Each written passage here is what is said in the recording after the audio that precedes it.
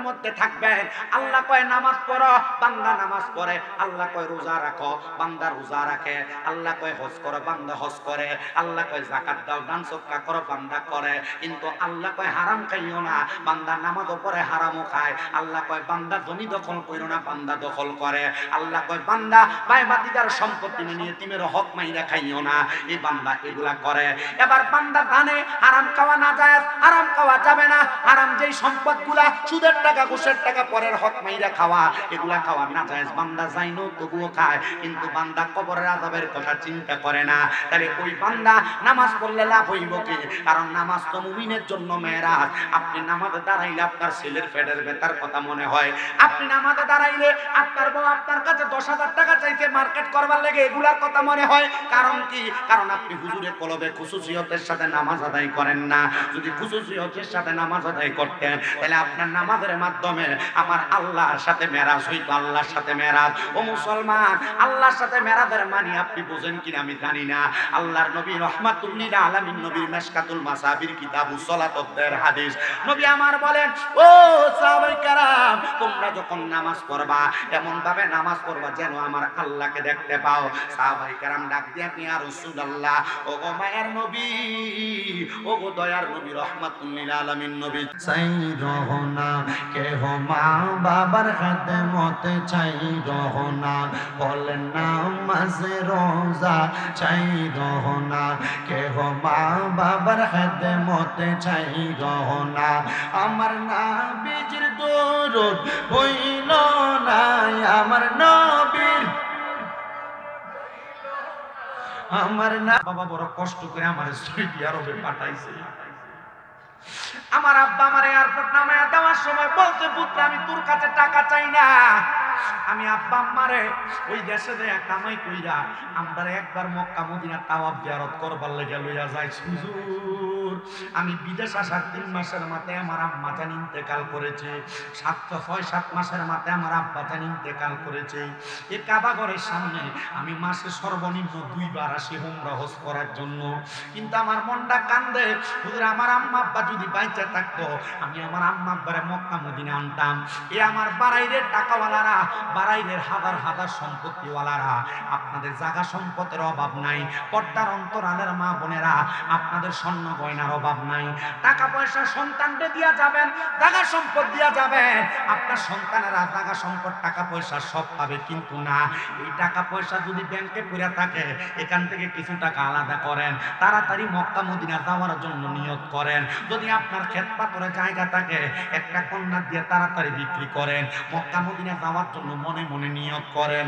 ও মা বোনেরা, 2-3 ভরি 4 ভরি 5 ভরি স্বর্ণ লইয়া কবরে যাইতে পারবেন না। ওই কবরে যাওয়ার আগে 1 ভরি স্বর্ণ বিক্রি কইরা কয়েকজনে মক্কা মদিনা যাওয়ার জন্য উমরা হজের নিয়তটা করেন। বলে, হুজুর কেন এই কথাটা বলেন? আল্লাহর কসম, আল্লাহর কসম, মক্কা মদিনার দেশে গেলে বাংলাদেশের কথা আপনার মনে পড়বে না। কারণ একটা, মক্কার ঘরের দিকে তাকাইলে বান্দার দুনিয়ার কথা মনে থাকে না। হাজরে আসওয়াদ পাথরে চুমা দিতে গেলে বান্দার দুনিয়ার কথা মনে থাকে না। ওই মক্কা মদিনা আমরা সবাই যাইতে চাই কি চাই না? যারা যারা যাইতে চাই, তো মুহাব্বতের আওয়াজে আল্লাহর কাছে ফরিয়াদ জানার বলেন, ওরে দয়াল আল্লাহ দয়া করেন, দয়া রেন নসিব করেন মদিনা। লা ইলাহা ইল্লাল্লাহ, লা ইলাহা, পড়েন লা ইলাহা লাগাইরে আমরা বড় ভাগ্যবান, আমরার নবীজি আল্লাহর মেহমান। আল্লাহ দয়া করে করলেন দান, আল্লাহ দয়া করে দান নবীজি ইমান। লা ইলাহা লা ইলাহা লা ইলাহা ইল্লাল্লাহু মুহাম্মাদুর রাসূলুল্লাহ সাল্লাল্লাহু আলাইহি ওয়াসাল্লাম। আল্লাহুম্মা আমিন, আল্লাহুম্মা আমিন। আলহামদুলিল্লাহি রাব্বিল আলামিন। আসসালাতু ওয়াসসালামু আলা রাসূলিহিল কারীম। রব্বানা যালামনা আনফুসানা ওয়া ইল্লাম তাগফির লানা ওয়া তারহামনা লানাকুনান্না মিনাল খাসিরিন। মাবুদ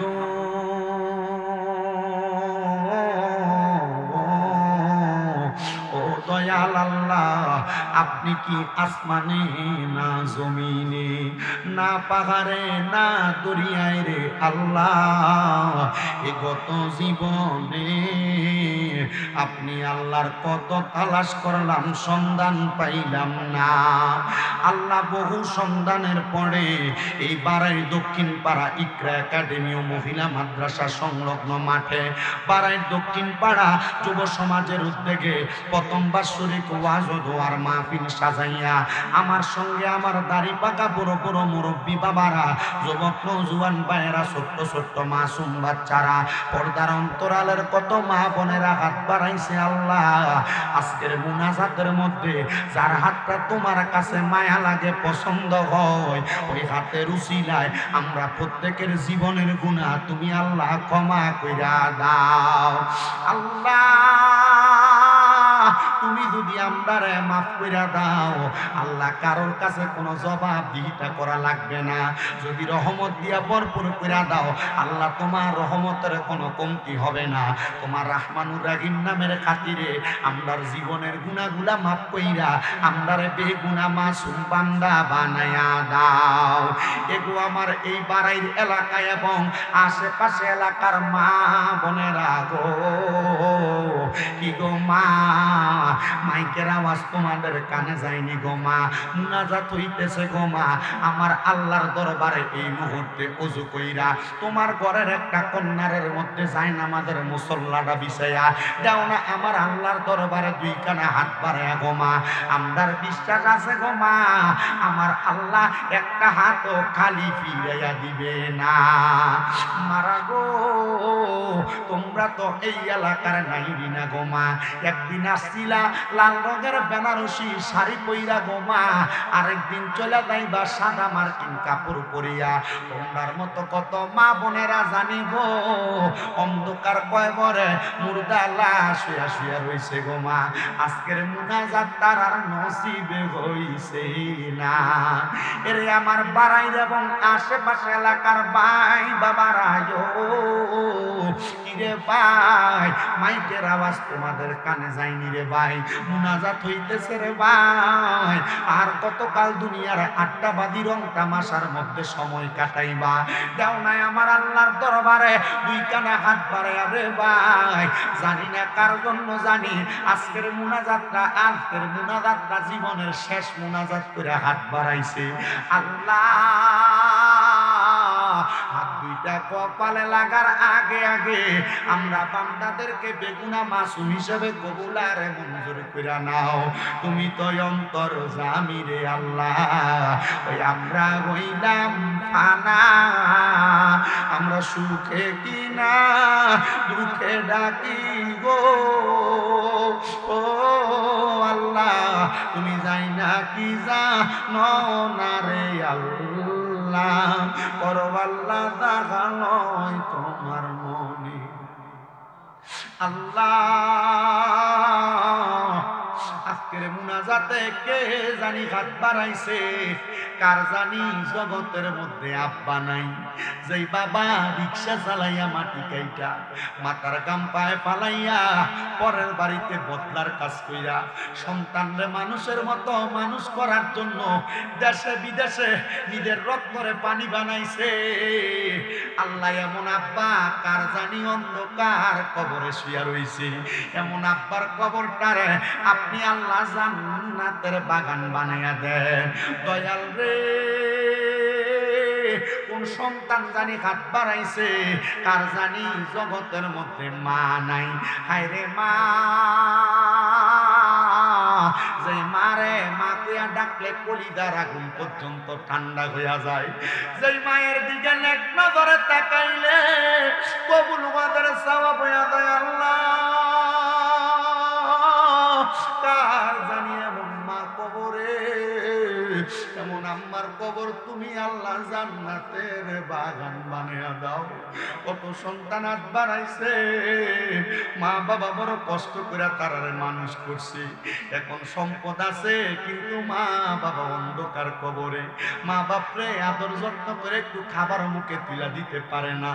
আল্লাহ এমন সন্তান যারা মা হারা বাবা হারা, এমন সন্তানের আম্মা আব্বার কবর জান্নাতের বাগান বানিয়ে দাও। অনেকে এতিম আছে, মাও নাই বাবাও নাই, জন্মের এতিম। আল্লাহ তাদের প্রত্যেকের আম্মা আব্বার কবর জান্নাতের বাগান বানাও। মাবুদ ফরিয়াদ তোমার দরবারে রে আল্লাহ, আজকের মাহফিলে যাদের মা বাবা বেঁচে আছে, আম্মা আব্বার হায়াতে বরকত দাও, আম্মা আব্বার খেদমত করার তৌফিক দান করো। আজকের মাহফিলে যারা টাকা দিয়া, পয়সা দিয়া, শ্রম দিয়া, বুদ্ধি দিয়া, পরামর্শ দিয়া, মাইক দিয়া, লাইট দিয়া, প্যান্ডেল দিয়া, মিডিয়ার বাইরা সহ সম্মানিত শ্রোতা মণ্ডলীরা, পর্দার অন্তরালের আমার মা বোনেরা, আল্লাহ প্রত্যেকের খাত দোয়া তোমার কুদরতের দরবারে কবুল মঞ্জুর করো। আজকের মাহফিলের উসিলাই এই বারাইশ সমস্ত পৃথিবীর মুসলমান ইমানদারদের কবরটারে নাজাতের ফয়সালা কইরা দাও রাব্বুল আলামিন। অনেক প্রবাসী ভাইরা বিদেশ থেকে দোয়া চায়, আল্লাহ আমার প্রবাসীদের হায়াতের মধ্যে, প্রবাসীদের নেককাদের মধ্যে বরকত দান করো, শরীর স্বাস্থ্য সুস্থ রাখো, প্রবাসীদেরকে ইনকাম করে সহি সালামতে আবার দেশে ফিরার মতো তৌফিক দান করে দাও। এই মাহফিলটা কিয়ামত পর্যন্ত কবুল ও মঞ্জুর করে নাও। কোরআন এবং সুন্নাহর কথাগুলা সবার মাঝে সহিভাবে বলার মতো তৌফিক দান করো। আল্লাহ পর্দার অন্তরালে কত মা বোনেরা দোয়া চাই, আমার মা বোনদের কাজ দোয়া তুমি কবুল আর মঞ্জুর করে নাও। মরণ দিবা দুঃখ নাই আল্লাহ, তবে বেঈমান বানায় মরণ দিও না। মরণের আগে বারবার তাওয়াফে বাইতুল্লাহ, জিয়ারতে রওজা রাসূলুল্লাহ নসিব করায়া আখির জবানে মধুর কালেমা পড়ায়া দিয়েন, লা ইলাহা ইল্লাল্লাহু মুহাম্মাদুর রাসূলুল্লাহ সাল্লাল্লাহু আলাইহি ওয়াসাল্লাম। একটা জবানও বন্ধ রাখবেন না। আপনারা বলেন মুনাজাত করে দোয়া চাইলাম একজনের কাছে, তিনি কি? মুহাব্বতে বলেন তিনি কি? ওই আল্লাহ ছাড়া কারোর কাছে চাওয়া যাবে? ওই আল্লাহ ছাড়া কাউকে সেজদা দেওয়া যাবে? ওই আল্লাহ ছাড়া কারোর কাছে মাথা নত করা যাবে? আল্লাহ ছাড়া কারোর কাছে চাওয়া, আল্লাহ ছাড়া কারোর কাছে মাথা নত করা, আল্লাহ ছাড়া কাউকে সেজদা দেওয়া শিরক। মনে রাখবেন মুসলমানেরা, ওয়াদের ধারাবাহিকতা এখন থেকে শুরু হয়ে গেছে। অনেক মানুষ ঘরের মধ্যে বসে আছে, অনেক মানুষ ঘরের মধ্যে দোকানপাটের মধ্যে ঘোরাফেরা করতেছে, অনেক মানুষ চিন্তা করতেছে খাবার দাবার খায়া এরপরে আস্তে আস্তে বাড়িতে আসবে।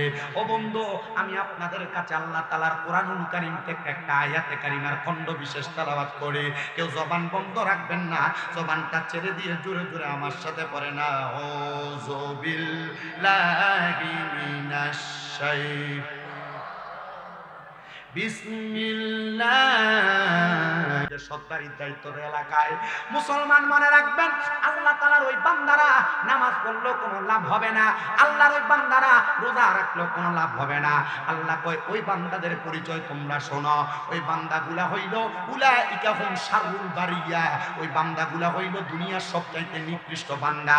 আল্লাহ তারা কারা, কেন তাদেরকে আপনি খারাপ করলেন? আল্লাহ কয় বান্দা আয়াতে কারিমার প্রথম দিকে তাকো আমি ঘোষণা করলাম, ইন্নাল্লাযীনা কাফারু মিন আহলিল কিতাবি ওয়াল মুশরিকিনা ফি নারি জাহান্নাম খালিদিনা ফিহা। জবান খুলে উচ্চ কণ্ঠে জোরে জোরে পড়েন আল্লাহু, মুহাব্বতে বলেন আল্লাহু আকবার। আল্লাহ বলেন নিশ্চয় যাহারা কুফরি করে এর মধ্যে থাকবে। আল্লাহ কয় নামাজ পড়ো, বান্দা নামাজ পড়ে। আল্লাহ কয় রোজা রাখো, বান্দা রোজা রাখে। আল্লাহ কয় হজ করো, বান্দা হজ করে। আল্লাহ কয় যাকাত দাও, দান সদকা করো, বান্দা করে। কিন্তু আল্লাহ কয় হারাম খাইও না, বান্দা নামাজও পড়ে হারামও খায়। আল্লাহ কয় বান্দা জমি দখল করো না, বান্দা দখল করে। আল্লাহ কয় বান্দা ভাই ভাতিজার সম্পত্তি নিয়ে তিমের হক মাইরা খাইও না, এই বান্দা এগুলা করে। এবার বান্দা জানে হারাম খাওয়া না যায়, হারাম খাওয়া যাবে না। হারাম যেই সম্পদগুলা সুদের টাকা ঘুষের টাকা পরের হক মাইরা খাওয়া, এগুলা খাওয়া না জায়েজ। বান্দা যাইনো তবুও খায়, কিন্তু বান্দা কবরের আযাবের কথা চিন্তা করে না। তাহলে ওই বান্দা নামাজ পড়লে লাভ হইব কি? কারণ নামাজ তো মুমিনের জন্য মেরাজ। আপনি নামাজে দাঁড়াইলে আপনার ছেলের পেটের ব্যথার কথা মনে হয়, আপনি নামাজে দাঁড়াইলে আপনার বউ আপনার কাছে 10,000 টাকা চাইতে মার্কেট করবার লেগে এগুলার কথা মনে হয়। কারণ কি? কারণ আপনি হুজুরের কলবে খুশুসিয়তের সাথে নামাজ আদায় করেন না। যদি খুশুসিয়তের সাথে নামাজ আদায় করতেন, তাহলে আপনার নামাজের মাধ্যমে আমার আল্লাহর সাথে মেরাজ হইতো। আল্লাহর সাথে মেরাজ। ও মুসলমান, আল্লাহর সাথে মেরাজের মানে আপনি বুঝেন কিনা আমি জানি না। আল্লাহর নবী রাহমাতুল লিল আলামিন নবীর মিশকাতুল মাসাবির কিতাবুস সালাতের হাদিস, নবী আমার বলেন, ও সাহাবায়ে কেরাম, তোমরা যখন নামাজ পড়বা এমন ভাবে নামাজ পড়বা যেন আমার আল্লাহকে দেখতে পাও। সাহাবায়ে কেরাম ডাক দিয়ে, ইয়া রাসূলুল্লাহ, ও গো মায়ের নবী, ও গো দয়ার নবী রাহমাতুল লিল আলামিন নবী, এখন তো সুদের ব্যবসা, হারাম ব্যবসা বাড়ি বাড়ি চলে। এখন তার বেটায় মানুষ সুদ খায় না, বিড়িরা বাড়িতে সুদ খায়, সুদের টাকা লাগায়। ও মা, এই কোরআন পড়ে আপনি কেমনে বরকত হাসিল করবেন? এই কোরআন পড়া যদি আপনি বরকত হাসিল করতে চান, তাহলে দুনিয়ার সব নিকৃষ্ট কাজগুলো আপনি ত্যাগ করে দেন। দেখবেন আপনার ঘরের মধ্যে বরকতের কোনো অভাব নাই, আপনার ঘরের মধ্যে বরকতের কোনো অভাব নাই। অনেক মানুষ তো বিপদে পড়লে কোরআন খতম করায়, করে না? দোয়া করায় না? অনেক মানুষ তো বিপদে পড়লে, মুসিবতে পড়লে আলেম ওলামা দিয়ে কোরআন খতম করায়, কিন্তু কাজ কেন হয় না? তার মানে বোঝা যায় যেই ব্যক্তি পড়াইলো তার মাঝে কোনো খুশুসিয়ত, আল্লাহর কোনো ভয় নাই। যদি থাকতো তাহলে তার দোয়াটা আল্লাহর কাছে কবুল হয়ে যাইত। পাড়ার এলাকার বাবারা, আল্লাহর কোরআনুল কারীমের আয়াত আমি কেন পড়লাম? এই কোরআনুল কারীম মুমিনের জন্য শেফা, মুমিনের জন্য শেফা। যদি আপনারা আমার বয়ানটা লক্ষ্য করেন, তাহলে আপনারা বুঝতে পারবেন। নবীজির প্রখ্যাত সাহাবী, হযরত নবীজির প্রখ্যাত হাদিস বিশারদ হযরত জাবির ইবনে সামুরা রাদিয়াল্লাহু তাআলা হাদিস বর্ণনা করে। তিনি বলেন, আমি একদিন অসুস্থ হয়ে আল্লাহর হাবিবের কাছে আসলাম। ইয়া রাসূলুল্লাহ, ও মায়ের নবী, আমি তো ডাক্তার, মানে আগে তো ডাক্তার ছিল না, চিকিৎসা করতে যে আগে তাদেরকে কি বলতো? হেকিম, হেকিম, হেকিম। ইয়া রাসূলুল্লাহ, অনেক হেকিমের কাছে আমি চিকিৎসা গ্রহণ করেছি ওগো নবীজি, কিন্তু আমার রোগের তো কোনো শেফা পাইতেছি না। আল্লাহর হাবিব সাল্লাল্লাহু আলাইহি ওয়াসাল্লাম সাহাবীকে তেলাওয়াত করে শোনাইলেন। কি শোনাইলেন? আল্লাহর হাবিব শোনাইতেছে, ওয়া নুনাজ্জিলু মিনাল কুরআনি মা হুয়া শিফা ওয়া রাহমাতুল লিল মুমিনিন। এ সাহাবী, তুমি কি এই আয়াতে কারিমাকে অনুসরণ করো না? সাহাবী বলে, ইয়া রাসূলুল্লাহ, কেন? কারণটা আপনার কাছে জানতে চাই। নবী আমার ডাক দিয়ে কয়, কারণটা হইল কোরআনুল কারীমের মধ্যে সকল রোগের চিকিৎসা আছে। এবার আপনারা বলেন, কোরআনুল কারীমের মধ্যে সকল রোগের চিকিৎসা আছে না নাই? কথা কোন না, আছে না নাই? সালামুন কাওলাম মির রাব্বির, সূরা কয় না সুবহানাল্লাহ, সালামুন আলা হিয়া হাত্তা মাতলাইল ফজর। আল্লাহ তাআলা সালাম দ্বারা শান্তির জন্য, মানে বান্দাকে ভালো করার জন্য এমন অনেকগুলা আয়াতে কারিমা নাযিল করলেন। এ মুসলমান, ওই সাহাবী বলে, ইয়া রাসূলুল্লাহ, ইয়া হাবিবাল্লাহ, নবী গো, আপনি রহমতের নবীজি, আমাকে এত সুন্দর পরামর্শ প্রদান করেছেন। আল্লাহর হাবিব বলেন, তুমি এখন থেকে নিয়ত করো, আল্লাহ তাআলা যদি তোমার রোগটাকে শেফা দান করে দেয়, তুমি আল্লাহ তাআলার কোরআনুল কারীমের কয়েকটা আয়াতে কারিমা তেলাওয়াত করবে।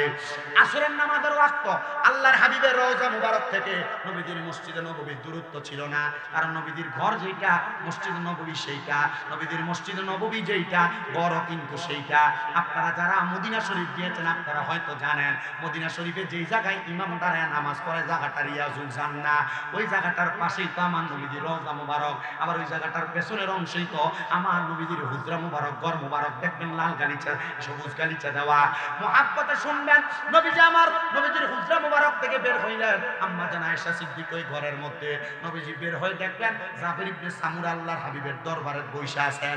এর জাবির ইবনে সামুরা, তোমার না শরীর অসুস্থ, রওজা মুবারক, মানে আমি নবীর মসজিদে নববীর মধ্যে কেন এই টাইমে দেখা যায়?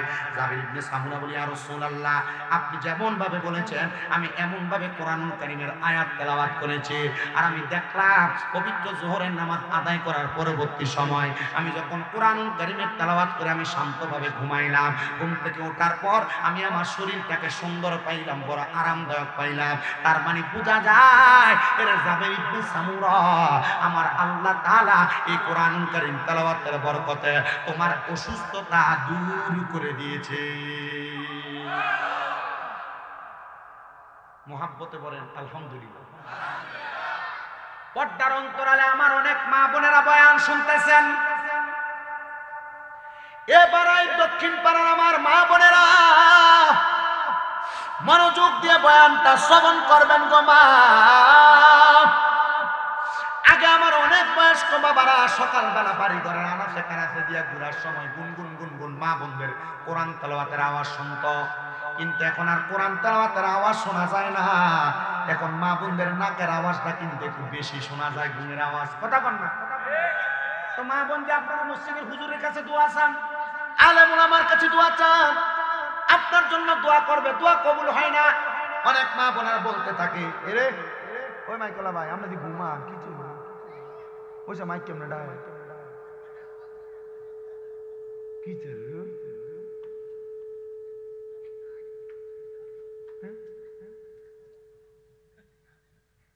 কোন সময় থেকে বিষয় হইতেছে। আল্লাহ আমরা কবুল করুক, জোরে কোন আমিন। আসতে পেছে নি কোনটা দিয়ে আপনার জোয়ান মানুষ একটু জোরে কোন আমিন। আস্তে কইলে যে সওয়াব হইব, জোরে কইলে সওয়াব হইব, মনে মনে কইলে একই সওয়াব হইব। কিন্তু আজকে মাহফিল না তেও না কিটা বাড়ায় অনেক মহিলারা কিন্তু আজকে যে জামাইরে দাওয়াত দিচ্ছে, দেশি মুরগা জব কইরা খাওয়াইয়া বাবা যাইতে শীত ঘরে বই বই বসো না, মাইকের আওয়াজ দাই এরা আর মাহফিলে ফাটাইছেন। আর অনেকে চিন্তা করে মাইকের আওয়াজ তো ঘরে আই ও আর হেন যাই হুইনাম কিতাম, আমরা ঘরে বই হুইনা লাগে। ঠিক আছে না? আমরা এই জন্য আলহামদুলিল্লাহ সুবহানাল্লাহ আমিন গুলা জোরে কইবেন, তারা শুধু বোঝাবেন দেখ তুই যে ঘরে বই ওয়াশ না, আমরা কিন্তু শীতের ভিতরে জান্নাতের বাগানে বই ওয়াশ করতেছি। কথা কন না, ঠিক কিনা? আল্লাহ আমরা আসার যে তৌফিক দিছে এটা লাগে একবার জোরে কোনটা আলহামদুলিল্লাহ। এদিকে শীতকাল এলে এমন দমকা ধরে, পুরা রাত মোবাইল দিকে রাস্তা বইয়ে বইয়া ফজরের সময় টুকরুতে ঘরে যে কম্বল গায়ে দিয়ে ঘুমা। কথা কন না কেন? আল্লাহ হস্তে দাড়ি পাকা মুরব্বী বাবা আছেন বয়স্ক, আমি অনেক সময় মাহফিল শেষ করে বাড়িতে যাওয়ার সময় দেখি অনেক বয়স্ক মানুষ নারী ভোট দিয়ে আস্তে আস্তে মসজিদে, কিন্তু রাত্র মাত্র 3:30 বাজে, আজান তো 4:30 বাজে, 4:45। এখন জান কিতে ও ঘুমাইয়া না, ঘুম ভেঙে গেছে। আমি কইলাম তো ঘুম ভেঙে গেছে, তো শীতের ভিতরে আপনি কম্বল মোড়া দিয়ে থাকবেন না, মসজিদে আল্লাহ বিল্লাহ করলে তো কাম হইব, এর লাগে না আই মসজিদে। আমি কই জোয়ান বয়সে যদি বুঝদাবো, কথা কয় না, জোয়ান বয়সে যদি বুঝতা, কেন না বয়স্ক বয়স মানে যে প্রাপ্ত বয়স্ক প্রবীণ হওয়ার বুড়া হওয়ার পর, এই বুড়া হওয়ার আগের যে সময় যুবক বয়সে কোনো মানুষ যদি আল্লাহর সাথে একনিষ্ঠতার সাথে ইবাদত করে, তাহলে বুড়া বয়সের থেকে জওয়ান বয়সের ইবাদতটা 100% তাড়াতাড়ি আল্লাহর কাছে কবুল হয় এবং এর সওয়াব আল্লাহ তাআলা আরো বেশি বাড়ায় দেয়। আমিন পড়েন না? আল্লাহ তাআলা যেন আমাদেরকে ইবাদতগুলো করার তৌফিক দেয়, পড়েন আমিন। এজন্য পর্দার অন্তরালের মা বোনদেরকে বলছি, আগে বাড়ির আনাচে কানাচে ঘুরলে সকালবেলা গুনগুন গুনগুন কোরআন তেলাওয়াতের আওয়াজ শোনা যাইত, কিন্তু এখন আওয়াজ আর শোনা যায় না। জোরে বলেন না? তো মা বোনেরা, কেমনে আপনার ঘর থেকে রোগবালা মুসিবত ছাড়বে? কেমনে আপনার ঘর থেকে আপদ বিপদ ছাড়বে? কেমনে আপনার অভাব অনটন দূর হবে? এজন্য আপনাদের সবার কাছে আমার আবদার হইল, আপনারা যা করেন না কেন আপনারা আল্লাহ তাআলার কোরআনটারে তেলাওয়াত করবেন। এখানে আপনারা যারা পুরুষ মানুষ আছেন, আপনারা আপনাদের স্ত্রীদের কাছে বলবেন, সকালবেলা নাস্তা বানাও আর না বানাও, কমপক্ষে ফজরের নামাজটা তুমি পড়বা। ফজরের নামাজটা পড়া পারলে আল্লাহ তাআলার কোরআনুল কারীমের এক পারা তেলাওয়াত করবা, না পারো 1 পৃষ্ঠা তেলাওয়াত করবা, না পারলে আল্লাহ তাআলার কোরআনুল কারীমের একটা আয়াত তেলাওয়াত করবা। কইেন আপনার কামাই বরকত হইতো।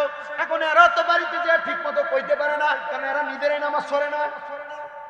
কথা কয় না? আপনারা তো বাড়িতে যে বল নিজে ঠিকঠাক কইবেন কেন? উপরে ফেতমালে নিজের কাছে পড়ে।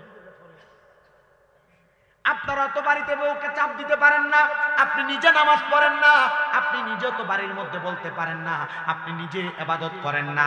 মুসলমান ইমানদারেরা গভীর মনোযোগ দিয়ে বয়ানটা শ্রবণ করার চেষ্টা করবেন। আপনি আপনার স্ত্রীকে এমন ভাবে বোঝাইবেন, আমার মনে হয় না আজকের মাহফিলের বয়ান যদি এই বাড়াইর এলাকার মা বোনেরা শোনে, এদেরকে আপনি বাড়িতে যা বলা লাগবে, এরা আগামীকালকে ফজরের নামাজ থেকে নামাজি হয়ে যাবে। আগামীকালকে ফজরের নামাজের পর থেকে মা বোনেরা কোরআন তেলাওয়াত করবে। কিন্তু আমার আমরার একটা খাসিয়ত খারাপ আছে, এলাকার যদি কেউ নতুন নামাজি হয়, নতুন করে নতুন নতুন মসজিদে আসে, এরা দেখলে দোকানে কেউ মাশাআল্লাহ টুপি লাগাই তো সুন্দরই তো লাগে, কয়দিন কথা বলেন, আমরা বলেন এগুলা পিচকারি মারে, সাবধান, সতর্ক। এই লোকগুলা থেকে আপনি বড় দূরে থাকবেন। এই লোকগুলা চায় না আপনি আল্লাহ তাআলার ইবাদত করেন, এরা আপনাকে ঠাট্টা মশকারি টিটকারি করে আপনার ইবাদত থেকে সরায় দিতে চায়। মুসলমান ও আল্লাহর গোলামেরা, রাসূল পাকের উম্মতেরা, এমন ভাবে আল্লাহ তাআলার ইবাদত করবেন যেন আপনার ইবাদতের মাধ্যমে আমার আল্লাহ তাআলা খুশি হয়ে যায়। যদি আপনি ইবাদতের মতো ইবাদত করনেওয়ালা হন, আপনার শয়তান ভয় পাবে।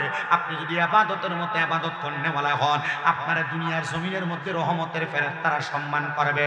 শুনেন, আমি আল্লাহ তাআলার একজন খাস প্রিয় বান্দা, যিনার নাম হযরতে মুসাইয়্যিব রাহমাতুল্লাহ আলাইহি। ওনার জীবনী পড়তে গিয়ে দেখলাম হযরত মুসাইয়্যিব রাহমাতুল্লাহ আলাইহি বলেন, একদিন আমি আসরের নামাজের ওয়াক্তের সময় আমি ওযু করার জন্য পুকুরের ঘাটে, নদীর ঘাটের মধ্যে দাঁড়াইলাম। নদীর ঘাটে দাঁড়ানোর সাথে সাথে আমি ওযু কইলাম। হঠাৎ করে আমি ওযুখানা থেকে, মানে নদীর ঘাট থেকে আমি উপরের দিকে যখন উঠলাম মসজিদে প্রবেশ করব, এমন আমি দেখলাম একটা শয়তান আমার সামনে ধপাস করে পড়ছে। কি পড়ছে? আপনি জীবনে শয়তান দেখছেন? তার মানে বোঝা যায় আল্লাহর এমন অনেক বান্দা আছে, তারা তাদের এই চোখ দিয়ে শয়তানও, এই কথা কন না কেন, শয়তানও। হযরত মুসাইয়্যিব রাহমাতুল্লাহ আলাইহি উনি একজন প্রখ্যাত মুহাদ্দিস ছিলেন, প্রখ্যাত ফিকহ শাস্ত্রের জ্ঞানী ছিলেন। মুসাইয়্যিব রাহমাতুল্লাহ আলাইহি বলেন, আমি এবার শয়তান যখন দেখলাম, শয়তানের সাথে আমি কথোপকথন করতেছি। এ শয়তান, আসরের নামাজের জামাতের ওয়াক্ত তুমি আমার সামনে কেন দাঁড়াইলা? কারণটা কি বলবা নাকি? শয়তান জবাব দেয়, আমি গিয়েছিলাম একজন আল্লাহ তাআলার বান্দা নামাজের মধ্যে ধোঁকা দেওয়ার জন্য, কিন্তু আমি তারে ধোঁকা দিতে পারি নাই। কারণ কি রে শয়তান? ওই শয়তান জবাব দেয়, ওই আল্লাহ পাকের বন্ধুর নাম হযরত আব্দুল্লাহ ইবনে মুবারক রাহমাতুল্লাহ আলাইহি। মারহাবা বলেন না? হযরত আব্দুল্লাহ ইবনে মুবারক রাহমাতুল্লাহ আলাইহি বলে, হ্যাঁ, ওনার কাছে কেন গিয়েছিলা? বলে, উনি ওযু করার পরে আমি ওনার ঘাড়ের বাম অংশে বসছিলাম যেন উনি নামাজের মধ্যে না যাইতে পারে। আমি ওনার ঘাড়ের মধ্যে মাসাজ করতেছিলাম, মানে একটু ব্যথা দিতে লাগতেছিলাম। এবার আমি দেখলাম ওই আল্লাহর বান্দাটা আমার মাসাজের মধ্যে দুর্বল হয় না। এবার আমি তার ডান দিক দিয়ে ডান কাঁধের মধ্যে যা বসলাম, আমি তার ডান কাঁধে মাসাজ করতে লাগলাম। কিন্তু আল্লাহর বান্দাকে দেখলাম নামাজের জন্য যখন ওযু বানায়, ওযুটা বানানোর সময় ওযুটা শেষ কইরা আল্লাহর আসমানের দিকে তাকায় তাকায় পরে কালিমে শাহাদাত, আশহাদু আল্লা ইলাহা ইল্লাল্লাহু ওয়াহদাহু লা শারীকা লাহু ওয়া আশহাদু মুহাম্মাদান আবদুহু ওয়া রাসূলুহু। আল্লাহর বান্দারা দেখলাম আসমানের দিকে তাকায় শাহাদাত আঙ্গুল উঁচা করে এই আমলটা করে। এ বান্দা এই আমলটা কইরা আঙ্গুল যে উপরের দিকে উঠাইছে, এই কালেমা শাহাদাত করে বান্দা যখন হাতটা ঝাড়া দিয়ে নিচের দিকে ফালাইছে, আল্লাহর কসম এই বান্দার হাতের ঝাড়াটা আমি শয়তান সহ্য করতে পারি না। বান্দা যদি সাতটা ইমানদার হয়, বান্দা যদি সাতটা নামাজি হয়, শয়তান আপনারা ভয় পাবে। তো আপনি আমার সামনে কেন শয়তান বললি কেন? বলে, আমি উনার ধাক্কার চোটে আপনার সামনে এসে পড়ছি। ওরে আব্দুল্লাহ ইবনে মুবারক তো থাকে ইরাকে, আমি তো থাকি দামেস্কে। বলে, তোরা ইরাক থেকে হাত যারা দিতে তুই এসে দামেস্কের মধ্যে পড়লি, কারণটা কি? ডাক দিয়া কয়, প্রকৃত কোন মুমিন, প্রকৃত কোন ইমানদার যদি তার হাত দ্বারা ধাক্কা দেয়, তার হাতের ধাক্কা শয়তানও সহ্য করতে পারে না। এই আল্লাহর বান্দা, আপনি বলেন আপনি কেন আমার এই জায়গার মধ্যে আটকাইলেন? এবার হযরত মুসাইয়্যিব বলে, যেহেতু তুমি আমার সামনে দাঁড়াইলা, তাহলে তুমি আমার সামনে দাঁড়ায়া দাঁড়ায়া এই মুহূর্তে আসরের নামাজটা পড়বা। শয়তান কয়, আল্লাহর রাস্তে আমার কাজ হলো মানুষকে ধোঁকা দেওয়া, আপনি আমাকে নামাজ আদায় করার কথাটা বলবেন না। উনি বলেন, যদি নামাজ আদায় না করো, তোমাকে তো আব্দুল্লাহ ইবনে মুবারক হাতে ঝাড়া দিয়ে পালাইছে, তাহলে আমি আমার হাত দ্বারা তোমাকে আঘাত করব, এমন আঘাত করব তুমি শয়তান না, শুধু তোমার সঙ্গী যারা আছে তারাও আঘাতপ্রাপ্ত হবে। শয়তান কয়, হুজুর ঠিক আছে, আমি নামাজ আদায় করব, তবে শর্ত হইল আপনি ইমামতি করবেন আর আমি আপনার পেছনে দাঁড়াইব। হুজুর কয়, জানি রে জানি, শয়তানের খাসিয়ত হইল নামাজের মধ্যে পেছনের মধ্যে দাঁড়ায়া দাঁড়ায়া একজন নামাজি ব্যক্তিকে ডিস্টার্ব দেওয়া, একজন নামাজি ব্যক্তিকে দুনিয়া জমিনের মধ্যে অবহেলিত করা। তুই আমার পেছনে দাঁড়াইবি না। শয়তান, যেহেতু তুই নামাজের জন্য রাজি হয়ে গেছ, তাহলে আজকের নামাজটা তুই নিজে পড়াইবি। শয়তানকে আমি নামাজ পড়াইবো, এমনি আমাকে বলেন, বলে যদি তুই নিজে না নামাজ পড়স, নামাজটা না পড়াস, তাইলে আমার কাছ থেকে তুই সুইটা পাইতে পারবি না। শয়তান কয় আল্লাহ, হযরত মুসাইয়্যিব বলেন আল্লাহর কসম, আল্লাহ তাআলার কালেমার কসম করে বলতেছি, ওই কালেমা শরীফ পড়ায়া আমি ওই শয়তানটারে মুসলমান বানাইলাম। আমি আমার আল্লাহর কাছে দোয়া করলাম, আল্লাহ যে শয়তানগুলা মানব সমাজের মুমিনদেরকে ধোঁকা দেয়, যে শয়তানগুলা মানব সমাজের মুমিনদেরকে ভালো কাজের মধ্যে বাধাগ্রস্ত করে, আপনি একটু এদেরকে হেদায়েত দান করেন। এবার মুসাইয়্যিব রাহমাতুল্লাহ আলাইহি বলে, আমি এই দোয়া করার পরে শয়তানি আমার নবীর একটা হাদিস স্মরণ করায় দিতেছে। কি স্মরণ করায় দেয়? কে স্মরণ করায় দেয়? শয়তানে স্মরণ করায় দেয়। শয়তানি আমার হাদিস স্মরণ করায় দেয়। আমার বলতেছে, আপনি বলতেছেন যারা মুমিনদেরকে ভালো কাজে বাধা দেয়, আপনি বলতেছেন এদের থেকে, শয়তান থেকে মানুষকে যেন আল্লাহ হেফাজত করে।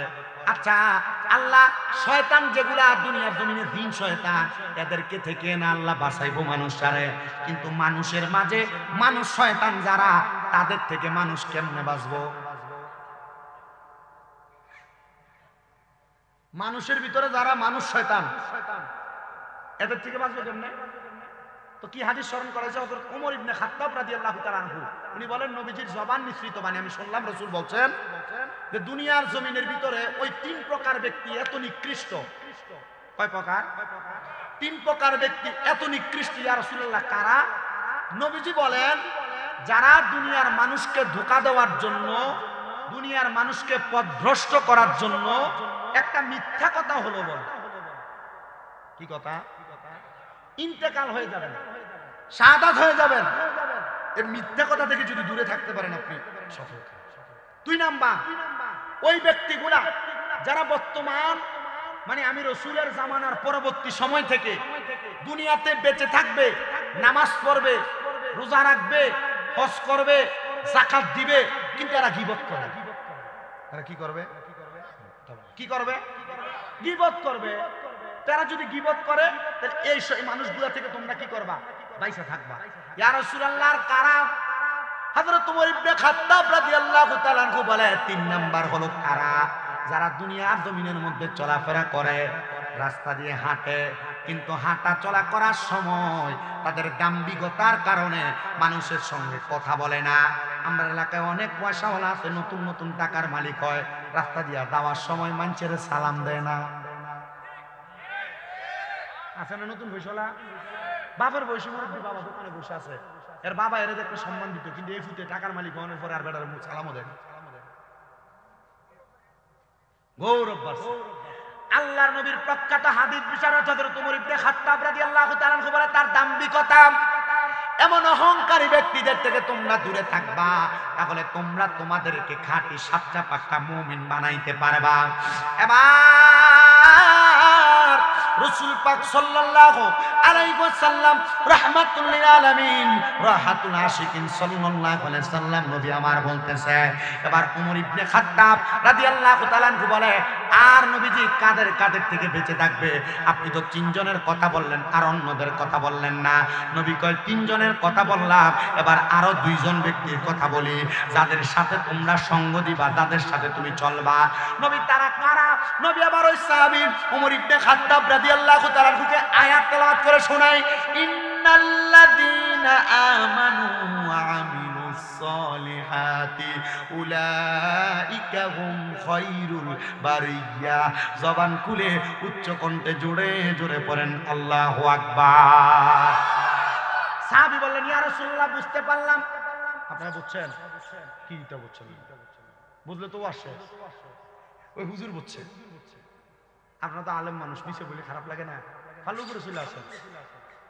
আলেম ওলামারা বুঝছেন। বলে কি বুঝছেন? নবী সাহাবী ওনারা তো লিসানুল আরব, ওনারা কি লিসানুল আরব, আমরা আজমি। উনি বলেন, ইয়া রাসূলুল্লাহ বুঝতে পারলাম।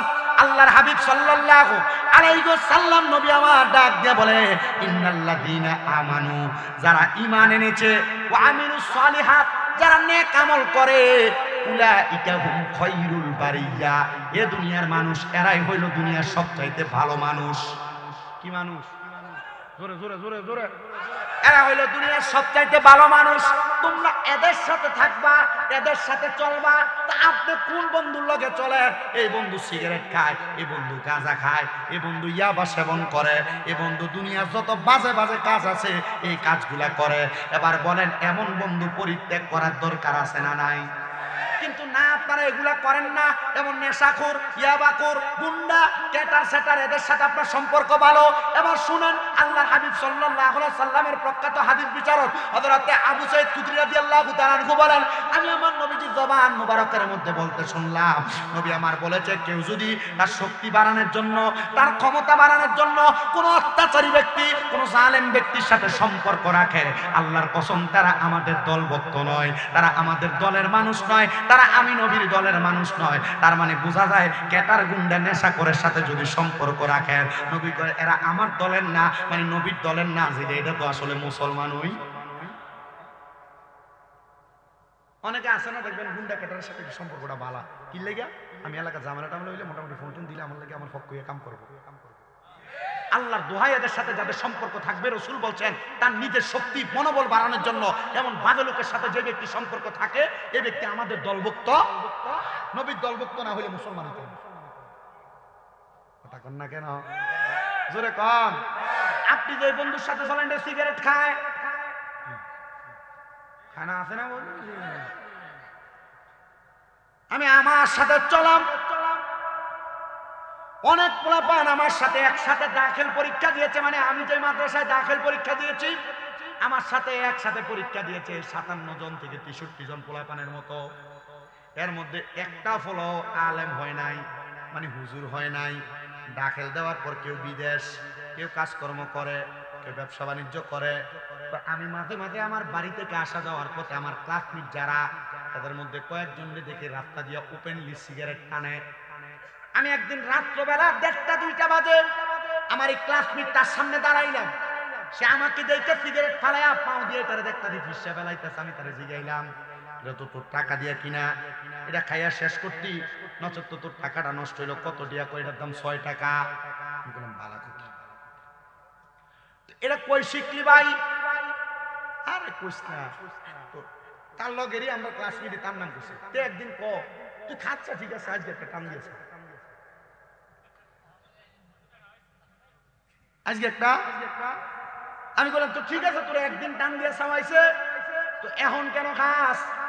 কয়ার পরে একদিন আম্মার লগে ঝগড়া করে আইসে সিগারেটটা ধরে দেখছি ভালো হইল। এমন সমাজের মধ্যে আপনাদেরকে যারা যারা এমন বাদে কাজের আদেশ করে, যারা সিগারেট খায়, এমন কয়েকটা উদাহরণ দেখলাম। এগুলা অন্য কোনো কারণ না, সঙ্গ দোষের কারণে অঙ্গ নষ্ট হয়েছে। যে কোনো বন্ধুর কথা শুই না এক টান দিয়ে এখন এটা ভুক্তভোগী হয়ে গেছে গা। এমন বন্ধু যদি থাকে এদেরকে আপনি পরিত্যাজ্য করবেন, এদের থেকে দূরে থাকবেন, এদের থেকে দূরে থাকবেন। বলে হুজুর কারণ কি? কারণ হইল আল্লাহর হাবিব মুহাম্মদুর রাসূলুল্লাহ বলে, তোমরা যদি দুনিয়ার জমিনের মধ্যে নিজেকে ভালো বানাইতে চাও তাহলে দুই প্রকার ব্যক্তির সাথে চলো।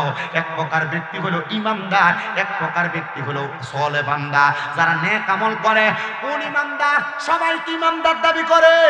আছে না ইমানদার বড় মুমিন, দাড়ি শেভ কইরা, ক্লিন শেভ কইরা একবার অবস্থা টাইট, আছে না এমন ইমানদার? আব্বা মনে কষ্ট নিয়েন না যাদের দাড়ি শেভ করেন। আপনারে আমি একটা উদাহরণ দিব, যদি আপনার ভাল লাগে আপনি রাখবেন, না লাগলে রাখবেন না। এই ইমানদারেরা চিন্তা করবেন আপনি আল্লাহ তাআলার কাছে মিথ্যাবাদী হিসেবে প্রমাণিত হবেন, কারণ আপনি ইমানদার দাবি করেন, আপনি ইমানদার না। আপনার চলার খাসিয়ত ইমানের দৌলতে আপনি ধনী না। যদি আপনি ইমানের দৌলতে ধনী হইতেন, আল্লাহর কসম রে মুসলমান, আপনি কোনোদিন ইমানের দৌলতে ধনী হইলে দাড়িতে ফুল লাগাইতেন না। এরা ইমানদার দাবি করে, ভাই মারা গেছে, মানে মা বাবা মারা গেছে, বোনের সম্পদ বুঝে দেয় না। এমন অনেক ইমানদার হয়ে আছে, এরা ইমানদার দাবি করে, 5 ওয়াক্ত নামাজ পড়ে, কিন্তু ভাই মারা যাওয়ার পরে ভাই ভাতিজাদের জমিগুলা বুঝে দেয় না। এরা ইমানদার দাবি করে। ওই ইমানদাররা, তোমরা তো ইমানদার না, তোমরা তো বেঈমান, কারণ তোমাদের চলার খাসিয়ত ভালো না, তোমাদের চলাফেরার পথের কাজ ভালো না। এবার আপনাদের মনে প্রশ্ন থাকতে পারে, কারা কারা ইমানদার? আসেন এবার ইমানদারের পরিচয় জানি।